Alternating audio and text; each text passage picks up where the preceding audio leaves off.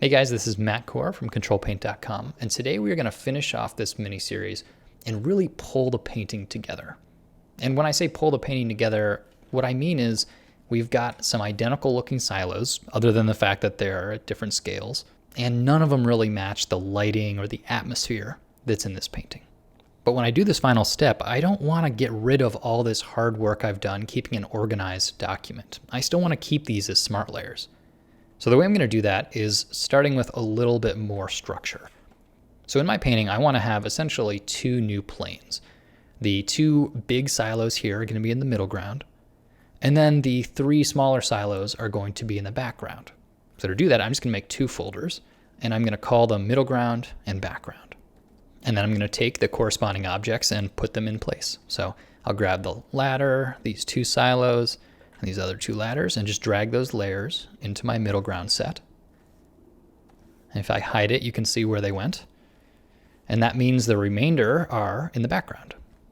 Okay, so now I am organized. And the reason this is important is because of the way that clipping masks affect entire layer groups. And what I mean by that is I want to paint big strokes over top of, we'll say, the background first. But I don't want to have to make a new mask. So since they're in a group together, I can just make a new layer set. With my airbrush here, I can paint big strokes over top. But you can see here I'm going onto the sky, and I don't want to do that. Well, if I turn this layer into a clipping mask, you can see here I'm only painting on top of the elements of the background group. This is very nice. This means that I can paint with big expressive strokes and integrate sort of the colors and the values of this image without worrying about what's underneath, and definitely without worrying about those careful edge controls. Because sometimes it's nice to be able to just make large, active brush strokes. It gives it a certain liveliness. And if I don't have to worry about the edges, it's a lot easier. Another thing that's important to do when you use smart objects is to think about the lighting. Because in this case, I have identical silos, but they're going to be affected by light differently from one another. So I might make a new layer here and paint a bit of a cast shadow.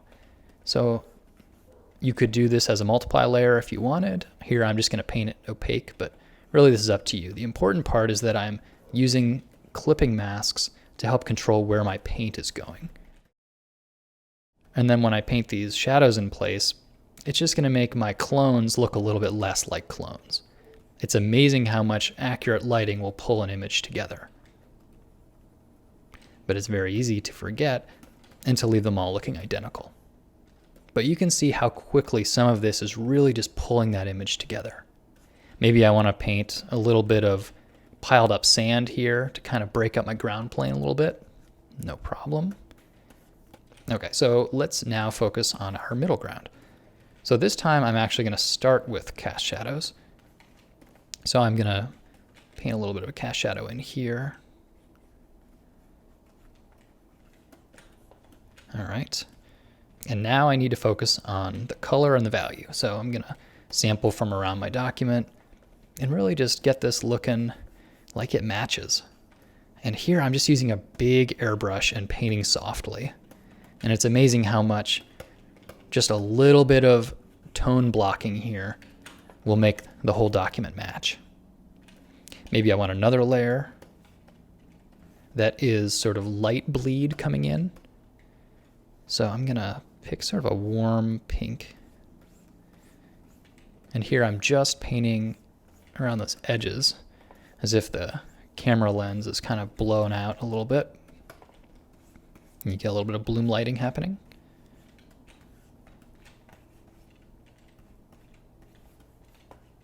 But here we are, only a few minutes into the painting, and this is a world of a difference from where we started. But unlike working in other methods, I have not lost that flexibility. Remember, these smart objects can still be moved.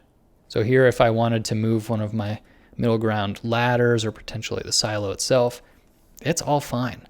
Because these incorporation layers are clipping masks, if I move the underlying elements, they just adjust. So working in this way is a great balance between flexibility and precision. But maybe what I want to do is not paint exclusively on top of those shapes. Maybe I want to paint on top of the whole image. So here I've made a new layer that is outside of this layer set. And I'm just going to paint some sort of billowing sand. Again, I'm just trying to make this image feel like it's more incorporated together, because you're not always going to be adding in a background after the fact. But if you do, you don't want to make it obvious. Okay, so now maybe I will take this layer and give it a bit of a motion blur. Sometimes that's nice for little visual effects like blowing sand in this case. And then I'll erase away where I think it's a little too heavy-handed. And then maybe I'll just make another layer and paint with just big values over the whole image, just to kind of pull it together. Maybe a little darker at the bottom, a little brighter at the top. I'm sampling from around my canvas, so I'm just sort of pushing colors around, letting those colors bleed together. And I'm pretty happy with that. So hopefully you saw in here some new ideas that you might not have considered. And if you're not familiar with any of these techniques I used, make sure to go back and follow the links. I've linked to all these old videos which explain each of these techniques. But I hope that it's left you inspired from a workflow standpoint. Not to say that you're going to be painting silos anytime soon, but that if you have repeated elements in your background, you might as well use smart objects to help make the process easier. So thanks for watching the series. Have fun painting, and thanks for coming to the site, guys.